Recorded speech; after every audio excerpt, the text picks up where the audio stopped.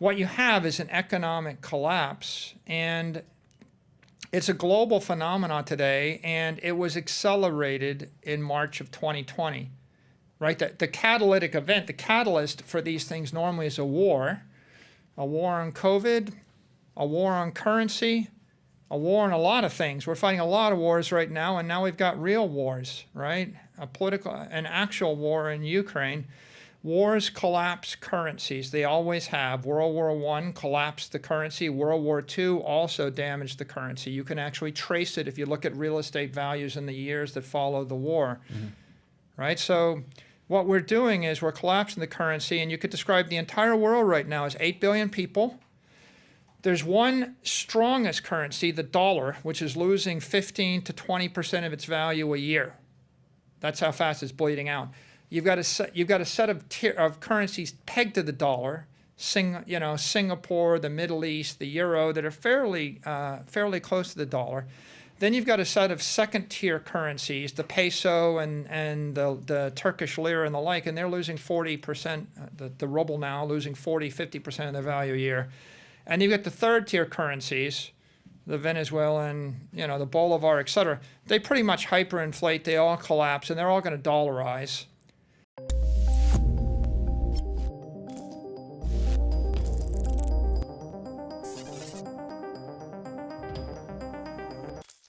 Is Russian invasion of Ukraine the world's first crypto war? On one hand, Ukrainians have raised tens of millions of dollars in cryptocurrency to assist in the fighting. On the other, Washington is trying to stop Russia from using crypto to bypass Western sanctions. Although cryptocurrency and global equity markets initially tumbled on news of Russian invasion. However, crypto prices have since rebounded. Bitcoin fell to below $35,000 when Russian forces entered Ukraine, but has since risen briefly above $44,000, up about 25%. Many have questioned the role cryptocurrency will play in this emerging conflict. In today's video, Michael Saylor shares his perspective on the current situation in Ukraine and Russia, the role of Bitcoin and other cryptos, and the collapse of currencies. Hello and welcome to Money Talks. If you like the video, don't forget to give it a thumbs up, subscribe to the channel, and turn on the post notifications. Let's dive right into the video. There is no doubt that cryptocurrency is playing a vital role as Ukraine-Russia war escalates. The impact of Bitcoin in this major geopolitical conflict is getting a lot of hype, and MicroStrategy CEO Michael Saylor has also broken his silence on the raging issue. When you have a dominant digital monopoly, the digital monopoly eats everything else, and Apple Computer is the most valuable company in the world because Apple Computer is literally the most valuable company in the world. They can ship a product to 1 billion people over the weekend for a nickel, and their competitors can't. So selling the winner to buy the loser is an awful strategy. The only people that made money in the stock market in the last decade were the people that owned FANG. They owned Apple, Amazon, Facebook, Google, Microsoft.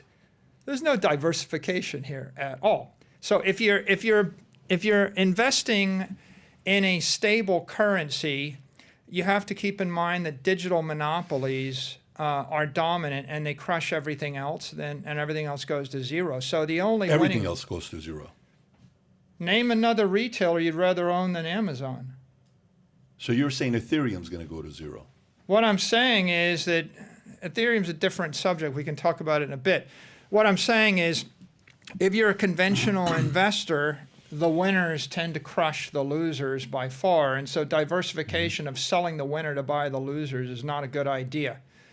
Saylor admits that Bitcoin is the most resilient thing against cyber attacks and electricity shortages that the world has ever seen. Even if the whole Bitcoin protocol goes dormant for 10 years and a single node is turned back on, the whole system will come back to life. Bitcoin is a nuclear-hardened protocol. It's pretty much the most robust, resilient thing the human race has yet to invent. For example, it's running on tens of thousands of nodes. You can't even identify the nodes, and there's an identical copy of the Bitcoin ledger on every one of them. So if all of the electricity got shut off everywhere on Earth, and every computer failed everywhere on Earth for 10 years, the protocol just goes dormant for 10 years. And as soon as one person turns one node back on, the entire protocol comes back to life again. There's nothing like that, right? All your money in a bank in Bank of America could be wiped out with, a keystroke. You go and you wipe out a few servers. Your building can be wiped out with a bomb, right? Lots of things can be wiped out, but Bitcoin is the most resilient thing in cyberspace because it is so incredibly decentralized. If you took an entire country offline, that's irrelevant. In fact, we just saw last year during the China crackdown that China banned Bitcoin mining. They took 40 to 50% of the entire network offline. Half of Bitcoin mining was taking place in China. The network didn't miss a beat, not even for a minute. It just kept running, completely secure. You could literally wipe out 99% of all the nodes. You wouldn't notice in the network. There's nothing else that you rely upon. I can take down Google and Twitter and Facebook and Apple and Amazon and the US government, and there's a lot of other systems you can take down much more easily. You take down Bitcoin. So I don't really worry about Bitcoin's fragility to any cyber attack. In fact, the whole point of proof of work was to create something which is impervious to a denial of service attack. And it turns out that if you dig a bit deeper, what you realize is that not only is Bitcoin impervious to cyber attacks, it's also the solution to cyber attacks. Because if you want to eliminate denial of service attacks, which are the most common brute force attacks, or you want to eliminate phishing and scam and spam attacks and other sorts of imposterous and malicious behavior in cyberspace, the way to do it is to integrate a layer of monetary energy, which is what Bitcoin is, into the internet. Michael Saylor also explains why everything collapses if the currency collapses. He discusses the importance of diversification and how currencies in the world are collapsing at an alarming rate. When the currency collapses, right, give me a diversification strategy for Russian stocks right now. Which of those do you want to own? When the currency collapses, the bonds collapse that are linked to the currency. All the companies that generate cash flows and the currency, they all collapse because they're valued as a stream of cash flows. And if the cash is worthless, how is the company going to be valuable? Right?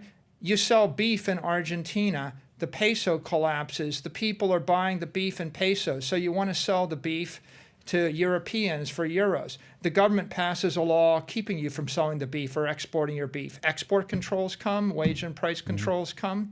So the problem is every equity, every piece of debt, every piece of property linked to the currency is correlated to the currency. So your diversification strategy with any given currency, whether it's the peso, the dollar, the euro, the ruble, the lira, the whatever, they're all correlated. So then you're like, okay, well, this is great. I'm just going to buy the dollar. All the currencies are correlated to the dollar, and the dollar's collapsing. How fast is the dollar collapsing? Well, you can watch it against real estate in Miami Beach, right? You can watch. All you got to do is look at the dollar versus any scarce desirable piece of property. So what's the dollar valued in versus a Picasso, a Leonardo da Vinci, a city block in New York City, a desirable piece of beachfront property, and how about Palm Beach, right? What's happened to Palm Beach property in the past 10 years? If we come back to this issue, right, the issue of the day is Ukraine, but what's really going on here? The currency and the banking systems have collapsed in Afghanistan, in Iraq. They're falling and collapsing in Turkey. They've collapsed in Lebanon, in Syria. They're not trustworthy. In Ukraine and in Russia. Now, I've just lassoed about 400 million people. And those 400 million people don't have a currency that they can use as a medium of exchange or a store of value. They don't have banks that they trust that work effectively. And what's the fundamental issue here? It's like if you don't have a property or a currency with which you can store economic energy, that's like being a type 1 diabetic. you cannot store fat on your body. It means that you can eat as much as you want. You will literally starve to death. For now, we don't know how crypto will shape international conflict, or whether it will ultimately help or hurt. People fleeing war zones might find a unique use for crypto, but they'll need to figure out how to use it first. And while crypto may make it easier to sidestep sanctions, countries were evading sanctions long before Bitcoin arrived. What we do know is that Bitcoin and other cryptocurrencies are now a real factor in global economies and in conflicts. Whether it's good or bad in wartime, crypto is doing what its proponents say it does, giving people a way to work outside of traditional financial institutions, and there's no sign that will change anytime soon. So do you think the world is facing its first ever crypto war? Tell us in the comments. Also, don't forget to like and subscribe. See you soon with the next video. Thank you so much for watching.